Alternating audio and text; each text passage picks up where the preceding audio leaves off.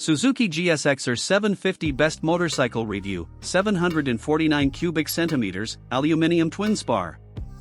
The 2006 K6 Suzuki GSX-R750 was launched at the height of the Japanese firm's purple patch, when they were making some of the finest bikes on the planet.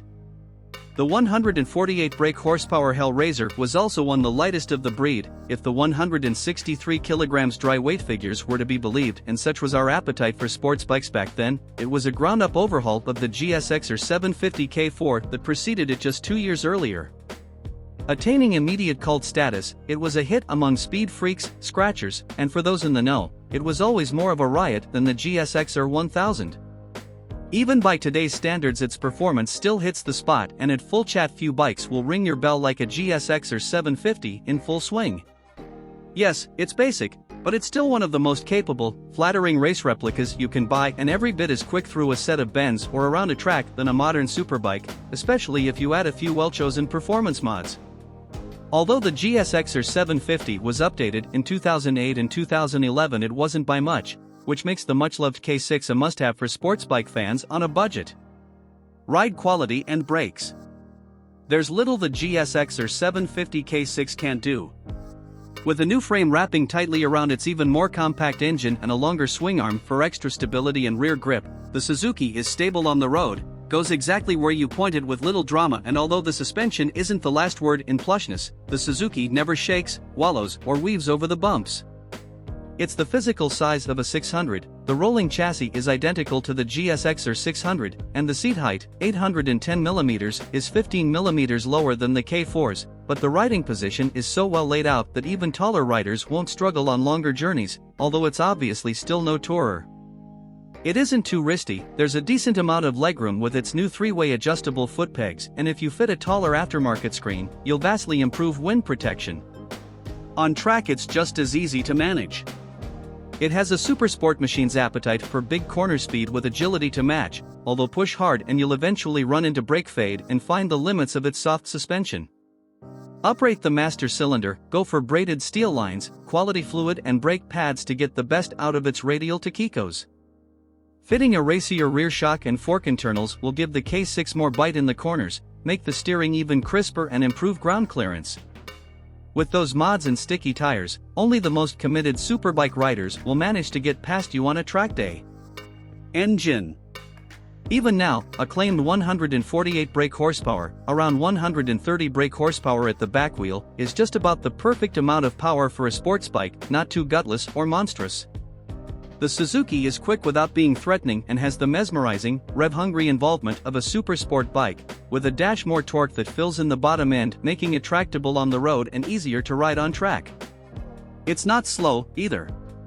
A data-logged top speed of 168 miles per hour, a 0 to 100 miles per hour time of just over 5 seconds, and a quarter mile in the tens isn't far off a superbike.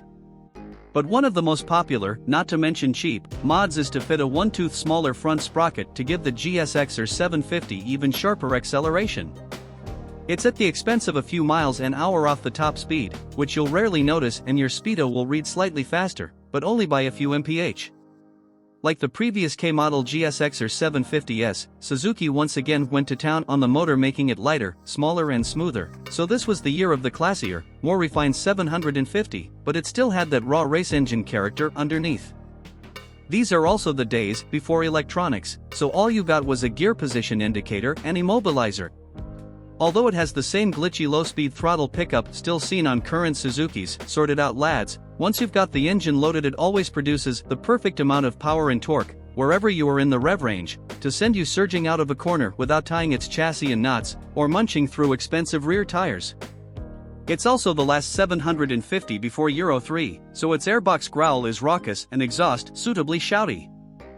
Reliability and build quality. Mechanically, the GSX-R750 is simple and robust, but a full service history is always a good idea, and there are no electronics to worry about. Not even ABS. General reports on reliability are good, but paint finishes were never the deepest at the time, so it's easy for a K6 to look worn around the edges, if it hasn't been looked after. There are some reported problems, though, so look out for regulator/rectifiers, throttle position sensors, water pumps, worn gearboxes and FI warning lights, mostly the result of fitting race exhausts. Although rarely raced, there's never been a class for them. Many were ridden hard, ragged on track days, and generally used, abused, and modified. Standard bikes are the best and worth paying the premium for. We've got 13 Suzuki GSX-R750 2011 on owner's reviews on the website, and its overall rating of 4.8 stars out of 5 tells you all you need to know about how much people like their bikes. Value versus rivals. Like a 600, the lightweight GSX-R750 is kind on tires, clutch, brakes, fuel and valve clearance services are every 15,000 miles, so the GSX-R750 isn't going to cost the earth to run. Insurance is cheaper than a 1,000 and used prices are sensible.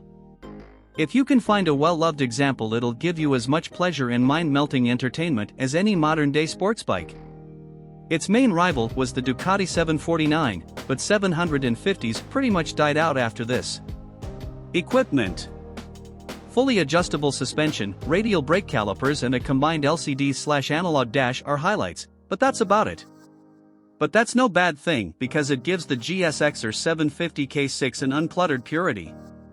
The GSX-R750's combo mirrors/indicators look cool, but tend to wobble a bit, thus blurring the view, and the stubby MotoGP exhaust merely disguises a huge, pig-ugly catalyzer which probably robs the bike of 10 brake horsepower. Pillion pegs are a bit laughable on this Suzuki GSX-R750, as is the pillion pad.